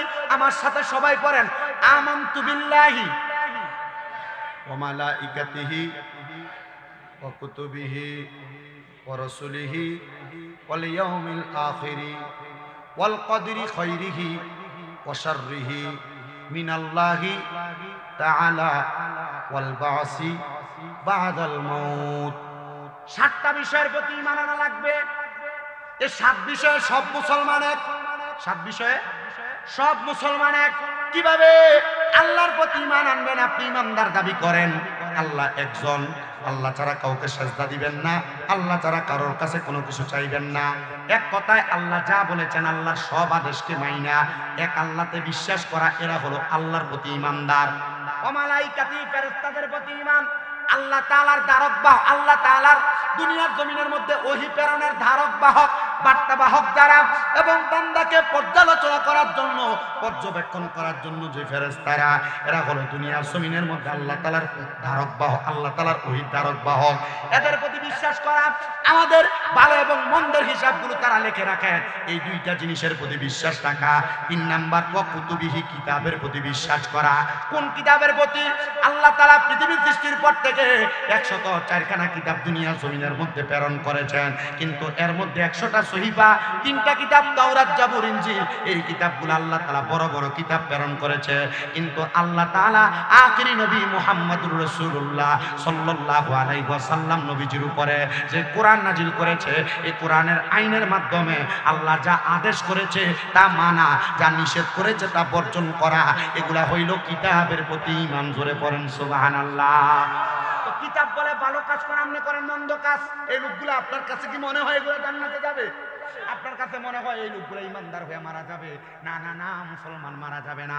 এবার আসেন 4 নাম্বার, ওয়া রাসূলিহি, বলে কেমন রাসূলকে মানবো, কোন রাসূলের প্রতি ঈমান আনবো, কোন রাসূলের প্রতি ঈমান আনবেন? আল্লাহ তাআলা কোরআনুল কারীমের মধ্যে ঘোষণা করতেছে, হুয়াল্লাযী আরসালা রাসূলাহু বিল হুদা ওয়া দীনিল হাক্কি লিইয়ুযহিরাহু আলাদ-দীনি কুল্লিহি ওয়ালাউ কারিহাল। মারহাবা কোন নাই, একজন দুইজনও নাই। ওয়ালাউ কারিহাল মুশরিকুন আছে, কাফিরুন আছে, 2 জায়গায় 2 কথা। একটু মনোযোগ দিবেন, এখানে মুশরিকদের কথা বলছেন। আল্লাহ তাআলা রাসূল আমাদের জন্য যেই হেদায়েতের বাণীগুলো নিয়ে আসছেন, ওই রাসূল সাল্লাল্লাহু আলাইহি ওয়াসাল্লাম নবীজির প্রতি, ওই রাসূল আমাদের জন্য যে হেদায়েতের দাওয়াত নিয়ে আসছেন, এগুলার প্রতি ঈমান আনা। কিন্তু আপনি তো ওই রাসূলের প্রতি ঈমান আনেন, নিজে দাবি করতেছেন রাসূল হেদায়েতের দ্বীন এমন ভাবে আমাদের সিনার মধ্যে দেওয়ার কথা চিন্তা করেছেন, রাসূল দাওয়াত দিয়েছেন, কিন্তু অনেক মানুষ রাসূলের পাকের সামনে থেকে এগুলার বিরোধিতা করেছেন। এজন্য আমার আল্লাহ তাআলা এদেরকে বলছেন, এরা যে ফু দিয়া নিভিয়ে দিতে চায়, আফওয়াহিহিম, আল্লাহ তাআলার বান্দারা যে ফু দিয়া নিভিয়ে দিতে চায়, আল্লাহকে এরা কেউ না, এরা মুশরিক। তার মানে বোঝা যায় রাসূলের প্রতি যদি ঈমান না আনে, তাকে আমার আল্লাহ তাআলা মুশরিকের সাথে তুলনা করছে। ওই যে সূরা বাইয়ানার আয়াতটা তেলাওয়াত করছিলাম, 3 প্রকারের ব্যক্তি জাহান্নামে যাবে। কোন জাহান্নামে? যারা খারাপ মানুষ, 1 নাম্বার কাফের, 2 নাম্বার আহলে কিতাব, 3 নাম্বার মুশরিক, এরা জাহান্নামে যাবে। সাহাবায়ে কেরাম জিজ্ঞাসা করছিল, ইয়া রাসূলুল্লাহ কয়দিন থাকবো জাহান্নামে? নবী কয়, খালিদিনা ফিহা আবাদা। এই খালিদিনা ফিহা হইলে ঠিক আছিল, খালিদিনা ফিহা হইল মোটামুটি ঠিক আছিল। খালিদিনা ফিহা, তারা জাহান্নামের ভিতরে চিরস্থায়ী বাসিন্দা। তবে একটা সময় তাদেরকে মাফ করা হইতো, কিন্তু আমার আল্লাহ তাআলা একটা শব্দ যোগ করে দিছে, আবাদা। এটা কেন দিছে জানেন? এটা যোগ করে দিয়ে আল্লাহ কয়, বান্দা জাহান্নামে যাইবো, এরা কখনো এর থেকে বের হবে না। নাউজুবিল্লাহ। জোরে আমার মুসলমান ইমানদাররা গভীর মনোযোগ দিয়ে বয়ানটা শ্রবণ করেন। এবার রাসূলের প্রতি ঈমান, ওয়া রাসূলিহি ওয়াল ইয়াউমিল আখিরি। এবার নবী আমার শিক্ষা দেয় আখিরাতের প্রতি বিশ্বাস করা। আখিরাতের প্রতি কি বিশ্বাস করবেন? আপনি যে দুনিয়ার জমিনে ভালো কাজ করলেন, খারাপ কাজ করলেন, আপনার কবরের জিন্দেগি যখন শুরু হয়ে যাবে, ওই কবরের জিন্দেগির মধ্যে আপনার সওয়ালের জবাবের পরে আপনাকে আল্লাহর কাছে আপনার হায়াতে জিন্দেগির সামালক হওয়ার পরবর্তী সময় থেকে ইন্তেকালের 1 সেকেন্ড আগ পর্যন্ত আপনি কি কি কাজগুলো করেছেন, প্রত্যেকটা কাজের জবাব আপনি যেই জায়গায় দিবেন সেই জায়গার নাম আখিরাত। ওই আখিরাতের মধ্যে আপনি আপনার সকল কাজের জবাব দেওয়া লাগবে। ইয়া রাসূলুল্লাহ, নবী গো, আর কোন বিষয়ের কথা আপনি বললেন? এবার আমার নবী রাহমাতের নবী ঘোষণা করতেছে ওয়াল ইয়াউমিল আখির ওয়াল কদরি খায়রিহি ওয়া শাররিহি। ও মুসলমান, ও নবীর উম্মতের দল, আপনাদের এলাকার মধ্যে লাখ টাকার মালিক আছে, আপনাদের এলাকার মধ্যে আবার গরিব মানুষও আছে না? একটা মানুষ আছে দৈনিক রিকশা চালায়া 300-400 টাকা কামাই করে, আবার এমন অনেক মানুষ আছে দৈনিক 1 ঘন্টাতে 2-3,000, 4,000, 5,000 টাকা কামাই করে। এবার অনেক মানুষ যারা 300-400 টাকা ইনকাম করে, সে আফসোস করে, আল্লাহ আপনি যদি আমার 3-4,000 টাকা দৈনিক কামাই দিতেন, তাহলে আমার মাসে 3,000 করে হইলে 1 মাসের ভিতরে আমার 90,000 টাকা হইতো। ও আল্লাহ, আপনি যদি আবার 3,000 ওয়ালা চিন্তা করে, আল্লাহ যদি আমার একদিনে 10,000 টাকা ইনকাম করার সুযোগ দিতেন, তাহলে আমার 1 মাসের ভিতরে আমার 3 লাখ টাকা কামাই হইতো না। ওয়াল কদরি খায়রিহি ওয়া শাররিহি, এটার প্রতি যদি কারোর ঈমান থাকে তাইলে তার মুখ দিয়া কোনোদিন এই কথা বের হবে না। বলে হুজুর কারণ কি? আল্লাহ আপনার তকদিরে 300 টাকা রাখছে বিদায় আপনার 300 টাকা দৈনিক ইনকাম করায়। 300 টাকার ভার আপনি নিতে পারবেন বিদায় আল্লাহ তাআলা আপনার দিয়ে 300 টাকা ইনকাম করায়। আল্লাহ তাআলা আপনাকে 3,000 টাকা, আপনি এটার ভার সহ্য করতে পারবেন বিদায় আপনার 3,000 টাকা ইনকাম করায়। এজন্য যখন যা কামাই করেন বলবেন আলহামদুলিল্লাহ, যখন যা পান বলবেন আলহামদুলিল্লাহ। বলে হুজুর বুঝলাম, তাহলে আলহামদুলিল্লাহ কেন বলতাম? আল্লাহ কি বলছে? আল্লাহ কয় লা ইউকাল্লিফুল্লাহু নাফসান ইল্লা উসআহা। আল্লাহ কয় বান্দা, আমি আল্লাহ কারোর সাধ্যের বাহিরে কোনো কিছু চাপাইয়া দেই না। আপনি যা বহন করতে পারবেন আপনারা তা বহন করাইছেন আল্লাহ, আপনি যা পারবেন না আপনারা তা দেয় নাই। মুসলমান, একটা ছোট বাচ্চা মাত্র 6-7 বছর বয়স, 50 কেজি একটা চাউলের বস্তা দিলাম তার মাথায়, পারবনি? এই বাচ্চাটা চাইলে 2-3 কেজি 2 কেজি নিবে, বেশি থেকে বেশি কষ্ট 6 বছর, এই বাচ্চাটা 3 কেজি মাথার মধ্যে নিবে। কিন্তু বাচ্চাটা তো 50 কেজির বস্তা আলগি দিতে পারবে না, তোলা দিতে পারবে না। আল্লাহ কয় ও বান্দা, এই সম্পদের ব্যাপারে বলো, দুনিয়াতে বিলাসিতার ব্যাপারে বলো, তুমি যা বহন করতে পারবা আমি তোমারে তাই দান করলাম। তুমি কিন্তু বান্দা আমি আল্লাহ শুকরিয়া আদায় করো না। এই জন্য আশেক বলে শুকরিয়া শুকরিয়া শুকরিয়া জানাই, তুমি কত বড় মহান আল্লাহ, দয়ার সীমা নাই। তুমি কত বড় মহান আল্লাহ, দয়ার সীমা নাই। বলেন শুকরিয়া শুকরিয়া শুকরিয়া জানাই, তুমি কত বড় মহান আল্লাহ, দয়ার সীমা নাই। তুমি কত বড়, দয়ার সীমা নাই। তুমি পাহাড় বাইয়া সাগর কর, সাগর বইরা নগর কর, পাহাড় বাইয়া সাগর কর, সাগর বইরা নগর কর। ধনীরে গরিবি বানাও, ফকিরকে বাদশাহ। বলেন ধনীরে গরিবি বানাও, ফকিরকে বাদশাহ। শুকরিয়া শুকরিয়া শুকরিয়া জানাই, তুমি কত বড় মহান আল্লাহ, দয়ার সীমা নাই। তুমি কত বড় মহান আল্লাহ, সীমা নাই।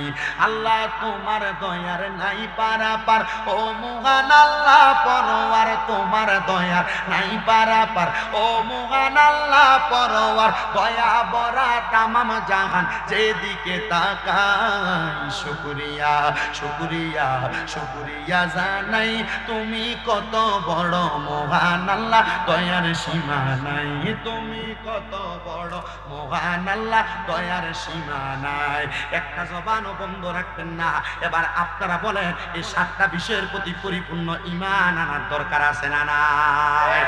এবার আসেন মনোযোগ দিয়ে বয়ানের ধারাবাহিকতা বোঝেন। তা আমার বয়ান যে জায়গায় ছিল, আল্লাহ কোরআন নাযিল করছে মুমিনের জন্য কি হিসাবে? রোগ মুক্তির মাধ্যম জন্য। কথা বলেন, রোগ মুক্তির মাধ্যম হিসেবে আল্লাহ কেন নাযিল করলেন, তাইলে আমরা বুঝতে পারলাম। এবার এই আয়াতে কারিমা রাসূল পাক সাল্লাল্লাহু আলাইহি ওয়াসাল্লাম তো সাহাবায়ে কেরামকে দিয়ে বুঝাইছেন। এবার আসেন যারা সলে বান্দা তাদেরকে দিয়ে কেমনে বোঝায়? আল্লাহ তাআলার একজন খাস বান্দা ইমাম গাজ্জালী রাহমাতুল্লাহ আলাইহি, যিনার পরিচয় সবাই জানে মোটামুটি। ইমাম গাজ্জালী রাহমাতুল্লাহ আলাইহি বলে, একদিন আমার কাছে হঠাৎ করে একজন আগন্তুক ব্যক্তি আগমন করলেন। আমি তারা জিজ্ঞাসা করলাম, তোমার তো কোনোদিন আমার কাছে আমি আসতে দেখি নাই। ইমাম গাজ্জালী রাহমাতুল্লাহ আলাইহি বলেন, সে আমার সামনে দাঁড়ায়া দাঁড়ায়া চোখের পানি ফালা ফালা কান্দে। ফজরের নামাজের পরবর্তী সময় আমি তারা জিগাইলাম, রে বাবা তুমি কেন আমার চোখের সামনে দাঁড়ায় দাঁড়ায় কান্না করার কারণটা কি তুমি আমারে বলতে পারবা? ওই লোকটা ডাক দিয়ে কয়, হুজুর আমি গতকালকে রাত্রবেলা একটা মারাত্মক স্বপ্ন দেখেছি, যে স্বপ্নের কারণে আমি রাত্র অর্ধেক অবস্থায় যখন স্বপ্ন দেখছি আর এখন পর্যন্ত আমি আর ঘুমাইতে পারি নাই। কি বলো, অর্ধেক রাতে স্বপ্ন দেখছো, ফজরের নামাজের পরবর্তী সময় এখন আমার কাছে আসলা, তুমি ঘুমাইতে পারো নাই? কারণ কি, কি দেখছো আমার কাছে বলো। আপনার মাঝে মাঝে অনেক সময় বাজে স্বপ্ন ঘুমে দেখে না মানুষ, এবারে ঘুম থেকে লাফ দিয়ে দিয়ে ওঠে, এমন অনেক মানুষ আছে না? কেন, কারণ কি, স্বপ্নের কারণ বলুন। সে বলে, হুজুর আমি দেখলাম আমার ঘুমের মধ্যে আমার আব্বা জান ডাকতেছে আর বলতেছে, এই সন্তান আমি আব্বা জান কবরের মধ্যে বড় মারাত্মক কষ্টের ভিতরে আছি, বাবা তাকায় দেখ আমার দিকে, আমি আব্বা জানের শরীরের অবস্থা বেশি ভালো না। উনি বলেন, আমি দেখলাম আমার আব্বা জানের চুলগুলো এলোমেলো, আমার আব্বা জানের মুখের মধ্যে একবার এলোমেলো মাটি লাগা, ধুলাবাড়ি লাগা।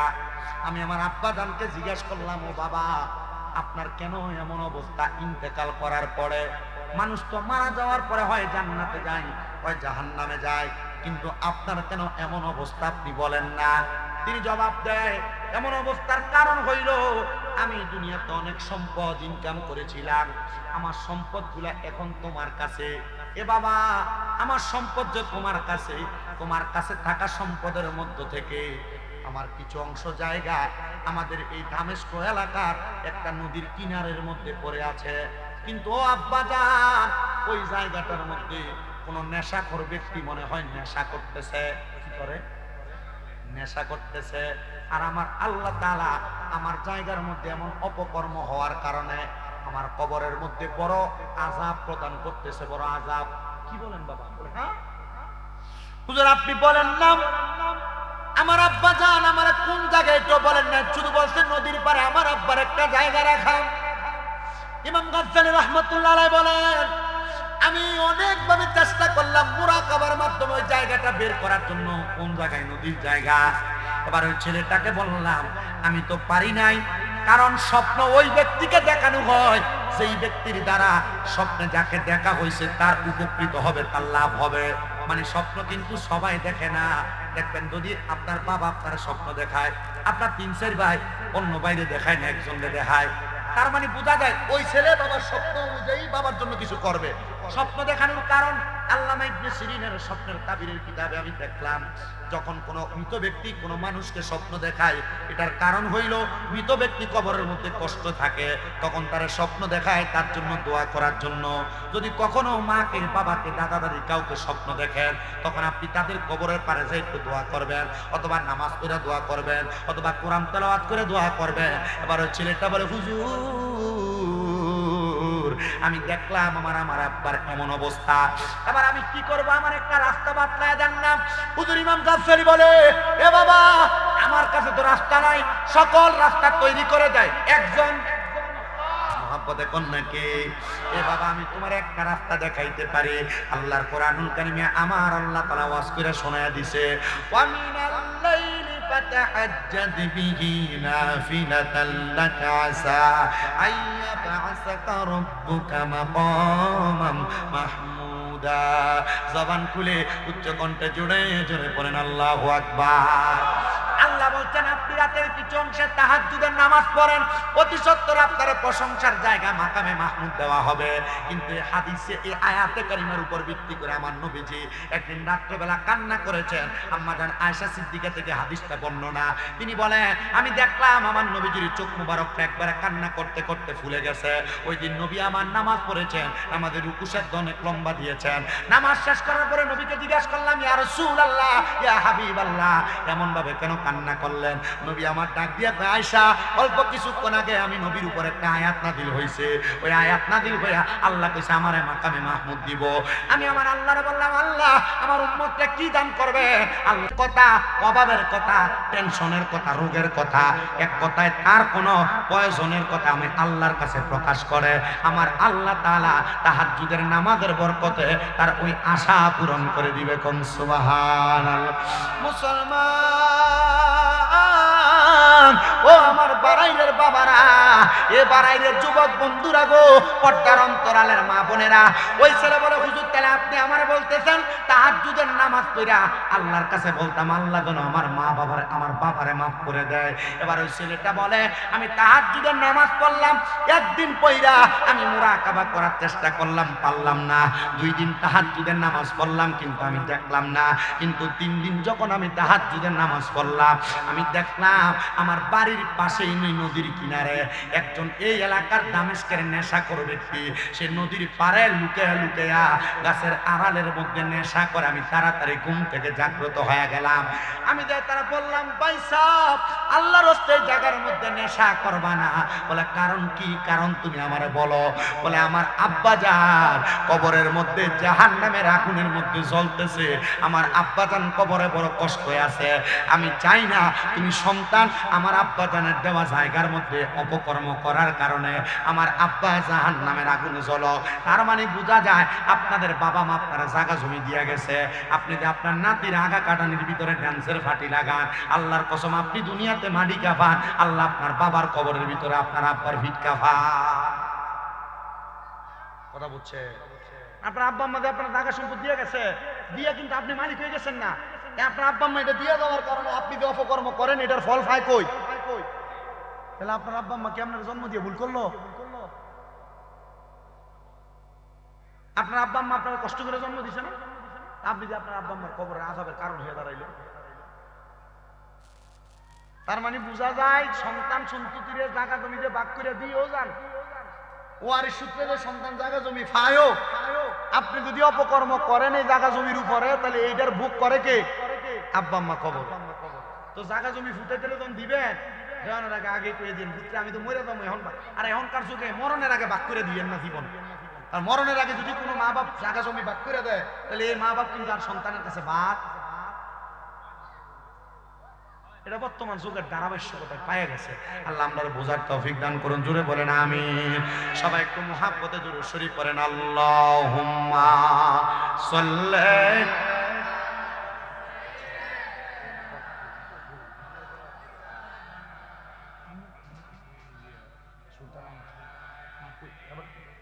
না না আপনার কথা কইছি, দুরূদ শরীফ পড়লে কষ্ট হয়, একটু মুহাব্বতে পড়েন না। আল্লাহুম্মা সাল্লি আলা, কত ভদ্র কত আদব, মুহাম্মাদ ওয়া আলা মাওলানা। ওরে লাশটি যখন গরমে জলে গোসলেরই পরে, বিছানাটা সাজাই দিবি খুশবু আতরে। বলেন বিছানাটা সাজাই দিবি খুশবু আতরে।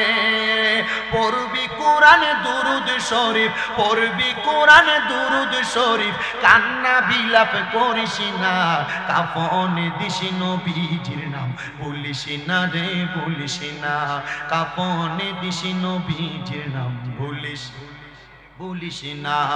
আমি হঠাৎ করে গেলে মোরে, আমি হঠাৎ করে গেলে মোরে, কাঁদিস না কেউ কাঁদিস না, কাফনে দিস নবীজির নাম বলিস না রে বলিস না। আল্লাহুম্মা সাল্লি মাওলানা মুহাম্মাদ ওয়া আলা আলি সাইয়্যিদিনা। হে আমার বাড়ির এলাকার ভাই বাবারায়ো, পর্দার অন্তরালের আমার মা বোনেরা একটু মনোযোগ দিয়া শুনেন। এবার ওই নেশাখোর ব্যক্তি ওই ছেলের কথা শুনে হঠাৎ করে নেশা করা চাইরা দিয়া দাঁড়ায় গেছে। নেশাখোর একটা ডাক দিয়া আল্লাহর বান্দারে, হে আল্লাহর বান্দা কি শুনাইলা? তুমি নাকি দেখছো তোমার আব্বা জান কবরের ভিতরে তোর কষ্টে আছে, তাহলে তুমি আমার কাছে যে এই কথাটা বললা, আমি যে এই জায়গার মধ্যে নেশা করি, এটা তুমি দেখলা কেমনে আমারে বলো। কারণ আব্বা তো এই কথা বলে নাই, আব্বা শুধু বলছে কি নদীর পারে আমার একটা জায়গা আছে, ওই জায়গার ভিতরে একজন নেশা করার কারণে আল্লাহ আমার কবরে আযাব দেয়। নেশা করে ডাক দিয়া কয়, এ বান্দা শুনো, আমি একটা মা হারা পুত্রে, আমি একটা বাবা হারা সন্তান। আমার মা বাবার মুখ আমি আমার জন্মের পর থেকে দেখি নাই, চিনি নাই। আমার মা বাবা ইন্তেকাল করছে, আমার মা বাবা ইন্তেকাল করছে, আমি আমার মা বাবার কবরটা শুধু চিনি, কিন্তু আমার মা বাবার কবর যে আমি চিনি, আম্মা আব্বা কবরে কেমন আছে আমি জানি না। এ সন্তান, একজনে মাহফিলে বাড়াই এলাকায় কি বসছো তোমার মারে মাটি দিয়া, কে বসছো তোমার বাপরে মাটি দিয়া। মনোযোগ দিয়া বয়ানটা শুনবা। আমি আর অল্প কিছু সময় আপনাদের কাছে বয়ানটা করব। যদি কষ্ট হয় আপনারা ধৈর্য নিয়ে আমার বয়ানটা শ্রবণ করবেন। আজকের মাহফিলের বিশেষ বক্তা হাফেজ মহিউদ্দিন বিন ইসমাইল সাহেব আমার পরে মূল্যবান তাকরীর করবেন। আপনারা আমার কথাগুলো একটু চিন্তা করবেন এবং আপনার জীবনের সাথে মিলানোর চেষ্টা করবেন। ওই ছেলেটা ডাক দিয়া কয়, আমি নেশা করি, আমার মা নাই, বাপ নাই, আমার কোনো অভিভাবক নাই। অভিভাবক ছাড়া সন্তান ভালো হইতে পারে, খারাপও হইতে পারে। বাবা তুমি বলো না আমি নেশা করা ছেড়ে দিব, তবে তুমি যে আমার এই নেশা করার জায়গাটা দেখছো এবং চিনছো, এটার কারণটা কি অথবা কেমনে দেখছো আমারে বলতে পারবানি? ওই এটার একটা মাধ্যম হলো তাহাজ্জুদের নামাজ। দূরে কোন কিসের নামাজ? এটা হলো তাহাজ্জুদের নামাজ। এ বাবা আমি তাহাজ্জুদের নামাজ পড়তে চাই। এ বাড়াইর এলাকার যুবক, কত বিদেশ যাওয়ার চেষ্টা করো, বিদেশ যাইতে পারো না। এ বাড়াইর এলাকার পর্দার অন্তরালের মা বোনেরা, গর্ভের ভিতরে সন্তান আসে না, কত ডাক্তার দেখাইলা, আল্লাহর কসম এ যুবকের দল বিদেশ যাওয়ার চেষ্টা করো, তাহাজ্জুদের নামাজ পড়ে চোখের পানি ফেলো আল্লাহর কাছে। এ পর্দার অন্তরালের মা বোনেরা, তাহাজ্জুদের নামাজ পড়ে আল্লাহর কাছে কান্দো। এই তাহাজ্জুদের নামাজ আল্লাহ তাআলার পক্ষ থেকে বান্দার জন্য বড় একটা নিয়ামত।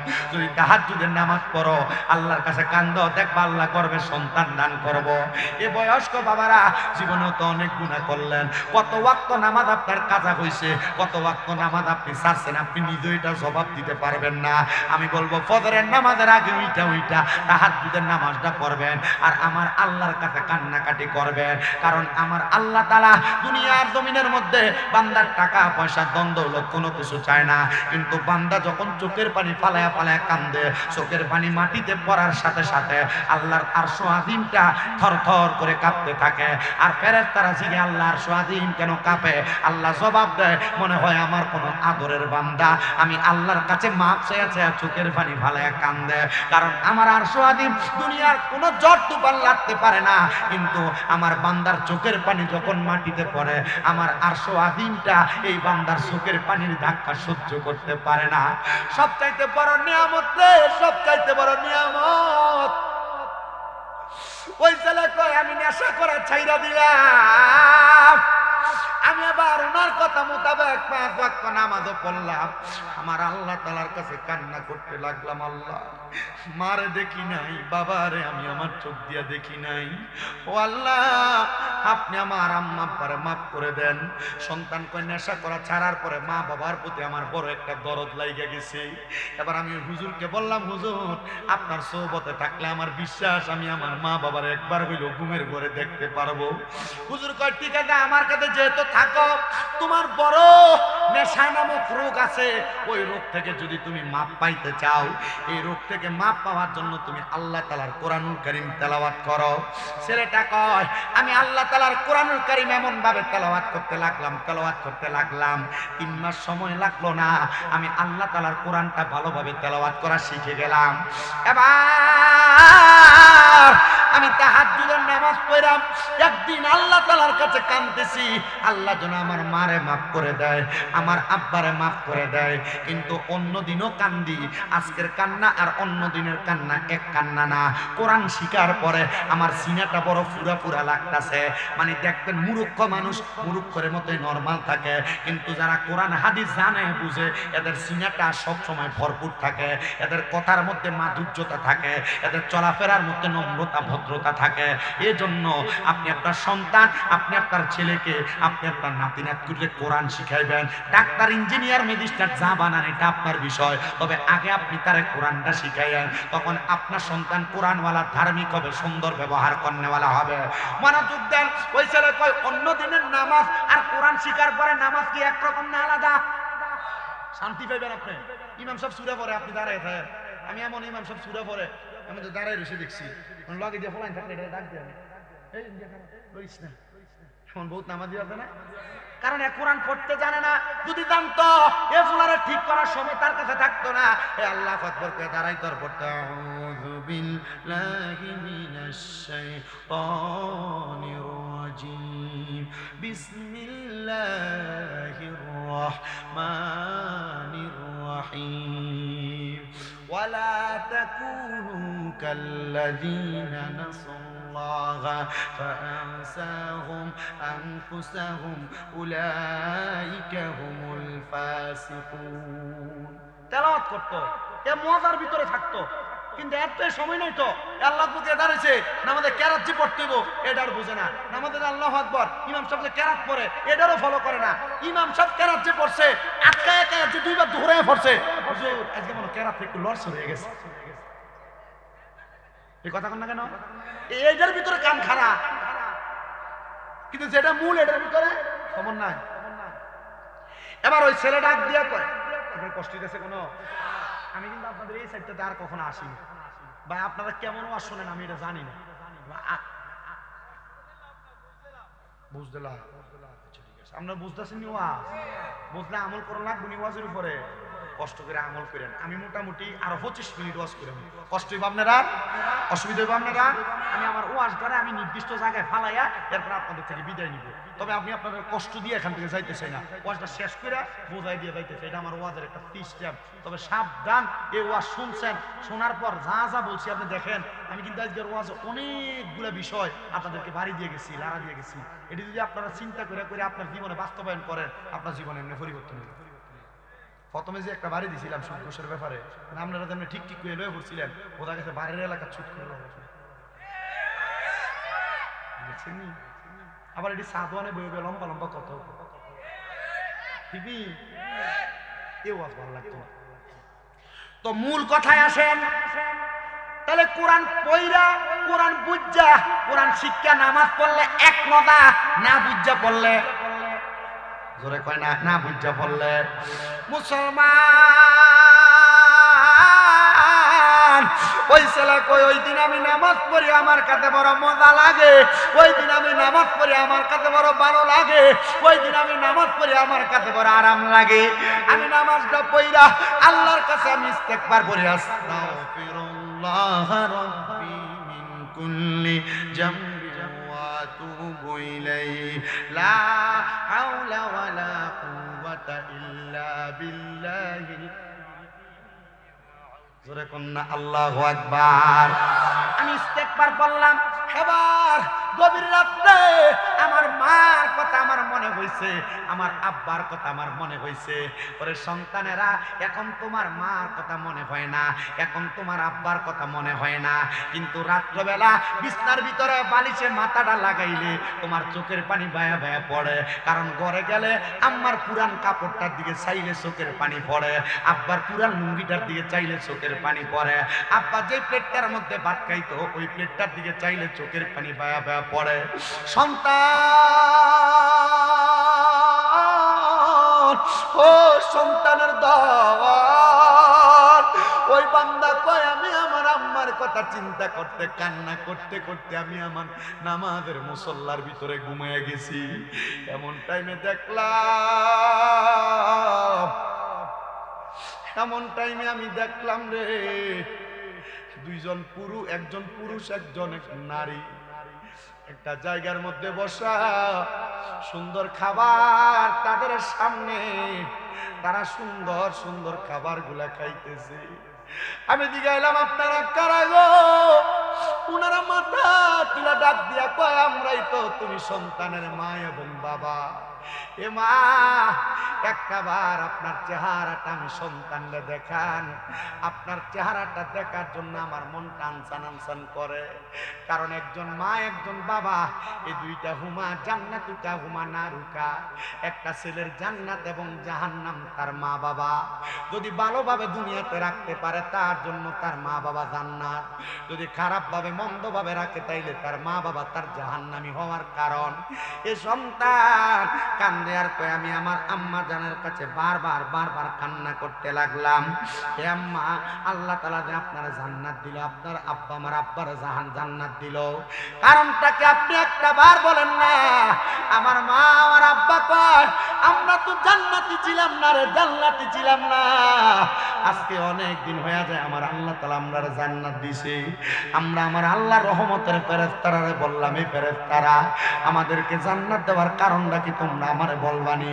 ফেরেশতারা জবাব দিছে, আপনাদের সন্তান নেশাগ্রস্ত ছিল, কিন্তু সন্তান নেশা চাইরা অপকর্ম চাইরা আল্লাহর কোরআন পড়া নামাজ পড়া আপনি মার জন্য আপনি বাবার জন্য দোয়া করছে, আর এই জন্য আপনি মা বাবার কবরটারে জান্নাত বানিয়ে দেওয়া হয়েছে। মা বাবার খুশি হয়ে গেছে, এ সন্তান আমরা জান্নাতে যাওয়ার কারণ হইলা তুমি। ও সন্তান আপনি নামাজও পড়েন না, মা বাবার জন্য দোয়া করেন না, আর আমার আল্লাহ তাআলা ওই সন্তানের নামাজের বরকতে মা বাপরে জান্নাতি বানাইছে। আরে নামাজ পড়ে মা বাবার জন্য দোয়া করব দূরের কথা, বাড়ার এলাকার মধ্যে এমন অনেক সন্তান আছে যারা বাইরে বাইরে ঝগড়া করে মা বাপকে খাবার দেয় না, বাইরে বাইরে ঝগড়া করে মা বাপরে আলাদা করে দিছে, জুদা করে দিছে। এমন অনেক সন্তান আছে বউয়ের সঙ্গে মায়ের ঝগড়া হওয়ার কারণে মা বাপরে আলাদা করে দিছে, মা বাপ জুদা ভাত খায়, এক সপ্তাহ ওই ঘরে খায়, আরেক সপ্তাহ ওই ঘরে খায়, আরেক সপ্তাহ ওই ঘরে খায়। কেমনের সন্তান ওই আম্মা আব্বার মনে কষ্ট দিয়া ভাত না দিয়া দুনিয়াতে বাইসা রইছ জানো নি? আমার নবীর হাদিস থেকে একজন আশেক লাগতেছে, বাবাকে তোমরা কাবা জানিও মদিনা জানিও, মাকে যদি গো তারা বেঁচে থাকে।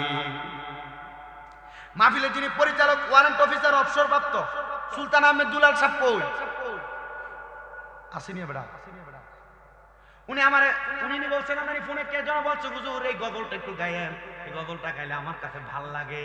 এজন্য আশেক বলতেছে, বাবাকে তোমরা কাবা জানিও মদিনা জানিও, মাকে যদি গো তারা বেঁচে থাকে। নবী বলেন আমি সেবি নাই, সেবিতে পারি নাই, আমি সেবি নাই, সেবিতে পারি নাই, সেবিও আমার উম্মত, সেবিও আমার উম্মত। বাবার মুখেতে মায়ের মুখেতে যে তুলে দিবে খানা, রাজি থাকে রাব্বানা, রাজি থাকে রাব্বানা। সন্তান কেমনে রে ওই মা বাপরে জুদা করলা, বুইলা গেছো তোমার আম্মা ঘরের মধ্যে 3 টুকরা মাছ রান্না করলে, আব্বা আব্বার মাছের টুকরাটা খাইতো, তুমি তোমার মাছের টুকরাটা খাইতা। মা দুপুর বেলা জলদি দিয়া ভাত খাইতো, রাত্রবেলা তার ভূতে মজা করে ভাত খাইবো, মা এই জন্য মাছের টুকরাটা তুইলা রাখতো। এ সন্তান আজকে তুমি পুতের ঘরে ওই মার খানা নাই, মাসিরা জামা কাপড় পরতো রে, কাপড় রাস্তার মধ্যে 5-10 টাকা বাইন্দা রাখতো, তুমি পুত্র স্কুল মাদ্রাসায় যাইতে দিত, পান্তা ভাত গুলা মা খাইতো না। আমার পুতে রোদে দিয়াইলে পান্তা ভাত খাইলে আমার পুতের কলজাটা ঠান্ডা হইব, মা পান্তা ভাত রাইখা দিত। তোমার আব্বা যে জুতা পরতো, জুতার তলা ক্ষয় হয়ে যাইতো, আব্বা নতুন কোন জুতা কিনা পড়তো না, কিন্তু তুমি সন্তান রে নতুন জুতা কিনাই না রাত্রে দিলে, ওই জুতা পায়ে দিয়া খাটের উপরই দৌড়াদৌড়ি করতা, বুই লাগেছে ওই কষ্টের কথা। আব্বা ঈদের দিনে নতুন জামা কাপড় কিনে না, পুরা পুরান পাঞ্জাবিটারে ধুইয়া পুরা লুঙ্গিটা পুরা আব্বা ঈদের নামাজ পড়বার লাগিয়া যায়। ও আব্বা আপনি দি নতুন জামা কাপড় পরেন না? আব্বা কইতে এখন কি আর আমার নতুন জামা কাপড় পরুই না, বয়স আসেনি। অভাবের কথা আব্বা কইতো না, আব্বার টাকাটা দিয়া দে তুমি ফুতের জামা কাপড় কিনা দিতে, এই কথাটা বলতো না। আজকে ওই আব্বা দান অন্ধকার কবরে। সন্তান তুমি লাখ লাখ টাকার মালিক, কিন্তু তোমার আব্বার একটা 500 টাকা দামের লুঙ্গি কিনা আব্বারে পরাইতে পারো না। ওই মা কবরে ওই আম্মার 1000 টাকার একটা কাপড় কিনা পরাইতে পারো না। সন্তান চিন্তা করিস না রে, চিন্তা করিস না। মাহফিলের আখিরি মুনাজাত যখন হবে, আমার আল্লাহর দরবারে রব্বির হামহুমা কামা রব্বায়ানি সগীরা বইলা চোখের পানির ফোঁটাগুলা পালায়া পালায়া কানবা। আমার নবী কয়, কোন সন্তানের মা মারা যাওয়ার পরে, বাবা মারা যাওয়ার পরে রব্বির হামহুমা কামা রব্বায়ানি সগীরা বইলা চোখের মণিকোটার মধ্যে একটা মাটির মাথা পরিমাণ পানি যদি চাইরা দিয়া কান্দে, ওই পানি মাটিতে পড়ার আগে আমার আল্লাহ তার মা বাবার জীবনের গুনাহ মাফ করে দেয়। এ সন্তান, কেউ যদি এমন মা বাপরে জুদা করে দিয়া থাকো, আলাদা করে দিয়া থাকো, পারলে দেন আপনার পাও আমার সামনে দেন, আমি আমার জিহ্বা দিয়ে আপনার পাওটা পরিষ্কার করে দিব। বলে হুজুর কারণটা কি? কারণ হইল ওই মা বাবার মনে কষ্ট দিয়া শামীম দাদানা পুরা কুমিল্লা শহরের সবচাইতে বড় আলেম দিয়া ওয়াজ করাইবা পাড়া এলাকায়, নামাজ পড়িরা রোজা রাইকা আম্মা আব্বারে বাদ দিতা না, আলাদা করে দিবা, আম্মা আব্বারে জুদা করে দিবা। আল্লাহর কসম এই ওয়াজ দিয়া কোনো লাভ হবে না। ওয়াদা করো, কেউ যদি ওই মা বাবার মনে কষ্ট দিয়া থাকো, আম্মা আব্বারে জুদা করে দিয়া থাকো, এখান থেকে বাড়িতে যে আম্মা আব্বার পা গুলাতে ধরবা, ধরে কইবা মা ও আব্বা আল্লাহর রাস্তায় আপনার কাছে মাপ চাই।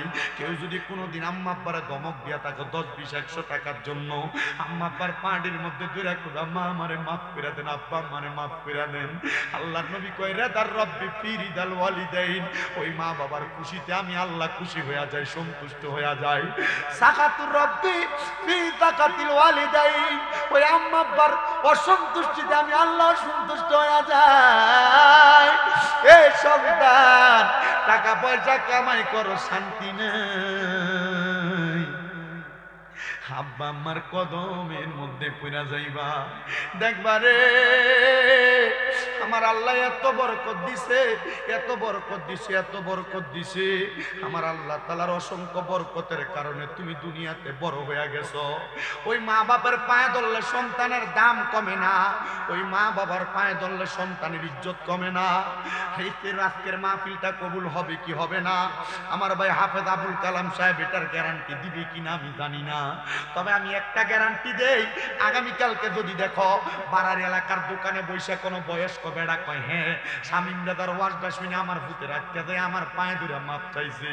কোনো মা কেউ কাউরে কয়, হ্যাঁ শামীম দাদার ওয়াজটা শুনে আমার ভূতে বাড়িতে আমি মায়ের পাটা ধরে মাপ চাইছি, কিন্তু আমার ভূতে কোনোদিন আমার লগে কোনো অন্যায় করছে না।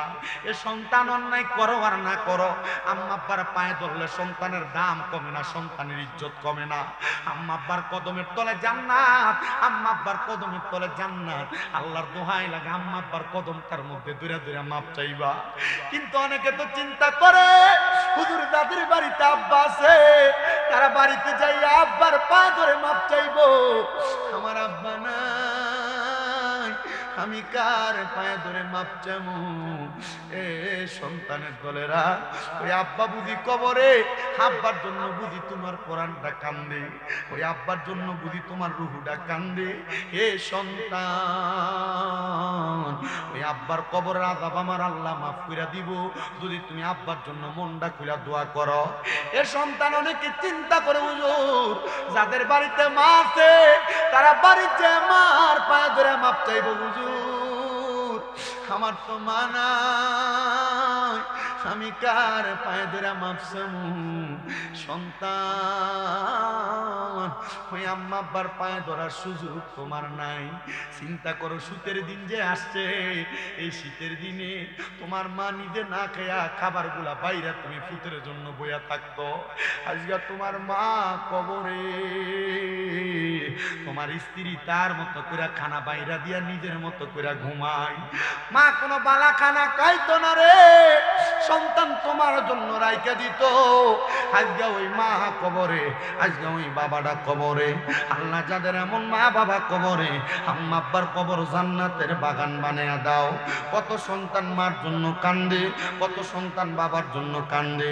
পর্দার অন্তরালে কত মা বোনের আজকে মা বাবারা এতিম। আমার আল্লাহর কাছে শুধু ওই আম্মা আব্বার জন্য দোয়া করবা, দোয়া করবা, দোয়া করবা। শোনো, নবী রহমতের নবী ঘোষণা করতেছে, একটা মাছ সমুদ্রের ভিতরে কোনো মানুষ যদি হাসুর কাটে বাঁচার জন্য হঠাৎ করে একটা নৌকা এসে ওই ব্যক্তিরে বাঁচাইলে ওই সমুদ্রে পরানেওয়ালা ব্যক্তি যেমন খুশি হইয়া যায়, মা বাপের জন্য সন্তান দোয়া করলে মা বাপ তার চাইতে বেশি খুশি হইয়া যায়। যখনই মা বাপের কথা মনে হইব, রাব্বির হামহুমা কামা রব্বায়ানি সগীরা বইলা দোয়া করবা। ওরে ভালোবাসি তোমায় বাবা, বুকটা যে যাইছি রে, তোমার কথা হৃদয় মাঝে পড়ছে বারে বারে। বাবা তুমি কেমন আছো ছোট মাটির ঘরে, তোমার কথা হৃদয় মাঝে পড়ছে বারে বারে। বাবা গো, ও বাবা, বাবা গো বাবা।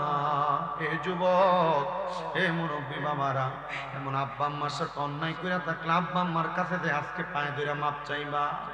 এমন মায়ের সাথে অন্যায় করলে আজকে যে মার কাছে পায়ে ধরে মাপ চাইবা। মাপ চাইলে আমার আল্লাহ তাআলা তোমারে মাফ করবো, মা বাবা তোমারে মাফ করবো। মা বাপ মাফ না করলে আমার আল্লাহ তোমারে মাফ করতো না। ওরে 3.5 হাত গর্তে ফেলে কেমন করে আইলা চলে, তোমার বাড়ি আইতে দেরি হইলে যেই মা ঘুমাইতো না,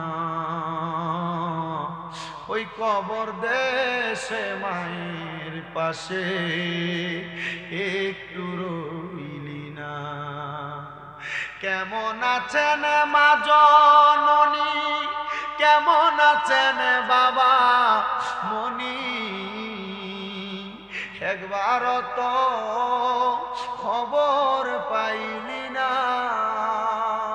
ওই মা বাবার মনে কষ্ট দিয়া দুনিয়াতে বাইচা থাইকা একটু তো শান্তি পাবি না রে। কবর দেশে খবর লইলি না।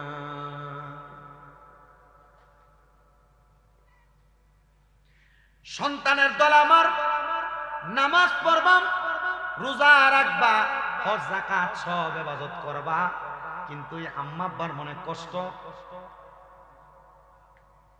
যদি দেও, ওই নামাজ রোজা সব শেষ। যদি জুদা করো, নামাজ রোজা সব শেষ। অনেকে চিন্তা করে ওই আম্মা আব্বা আমার সংসারের অশান্তির কারণ। মনে রাখবা, কোন মা বাবা কখনো তার সন্তানের খারাপ চায় না। কোন মা বাবা কখনো তার পরিবারের মধ্যে অশান্তি তৈরি করতে চায় না। মা বাপ চায় সন্তান ভালো থাক। যে কোনো ভালোর কথা চিন্তা কইরা আল্লাহর নবী রহমতের নবী বলেছেন, তোমাদের মা বাবা যদি বিধর্মীয় হয়, তোমরা তোমাদের মা বাপকে সম্মান করবা যদি তারা তোমাকে শিরিক করার আদেশ না দেয়। মানে শিরিক করার আদেশ দিলে তারপর থেকে আর কোনোদিন মা বাবার সম্মানের দরকার নাই। তবে মা বাবার সম্মান, মা বাবার ইজ্জত তখন করবেন যখন পর্যন্ত আপনার মা বাবা দুনিয়াতে বাইসে আছে। আপনার স্ত্রী যদি বাড়িতে আসার পর আপনার কাছে মা বাবার নামে বিচার দেয়, স্ত্রীকে তার মতো বুঝাইয়া মা বাপরে মা বাপের মতো বুঝাইয়া রাখবেন। মনে রাখবেন সন্তান, স্ত্রী যদি মারা যায়, স্ত্রী যদি চইলা যায়, আরেকটা বউ পাওয়া যাবে, কিন্তু মা বাপ মারা গেলে মা বাপের মতো আরেকজনও পাওয়া যাবে না। এজন্য সবার কাছে আমার করজোড়ে আবদার, মা বাবার মতো রত্নটা বাইসা থাকতে এখন থেকে যত্ন করেন। ওই আম্মা আব্বা চাইলে আপনি দুনিয়াতে অনেক কিছু পাইবেন। বলে হুজুর কেন কেন কেন, কারণটা কি বলেন না? এটার কারণ হইল আমার দিকে তাকাইলে আপনি বুঝতে পারবেন। আমি আমার আব্বা জানলে আমি আমি কত কইছি আব্বা দুনিয়াতে সন্তানেরা আব্বা আম্মার ঋণ যদি পরিশোধ করে, ও আব্বা আপনি কি আমারে বলবেন নি আব্বা আম্মার ঋণ যে পরিশোধ করে, মনে করেন বাপে ঋণ করছে 3-4 ফুট, 1 ফুটে যদি ঋণটা দেয় তাহলে বাপ মা এই ফুটের সম্পদটা কি করে? একটু বেশি দেয় না? ফুটে দে তো ঋণ দিতে। আমি একদিন আমার আব্বারে দিয়ে গেলাম, আমি